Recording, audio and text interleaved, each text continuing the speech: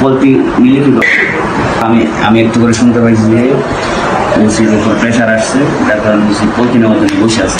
ওগুলো বিপদে পালানোর দাম আমরা হালতে রাখে না।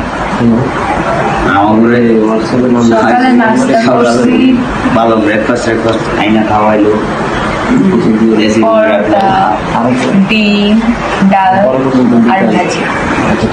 কি বুঝলেন? আপনার যদি টাকা থাকে তাহলে জেলের ভিতরে আপনি রাজস্বিকভাবে চলতে পারবেন। এই কয়টা পোলাপানের বিষয়টা একটু দেখেন। সমন্বয়ক, এরা কিন্তু কোনো রাজনৈতিক ব্যক্তিত্ব না। চাঁদা দাবি করছিল, সেইখান থেকে আটক হয়েছে, এখন কোথায় আছে? বিড়ি সিগারেট সব খাচ্ছে, এবং মেয়েদের ছেলে রাখা হয়নি, তারা বন্ধু, একসাথে এক ছেলে আছে। আবার বলতেছে হাজতে রাখা হয়নি আমাদের, আবার বলতেছে নাস্তা করলাম, চা খাচ্ছি।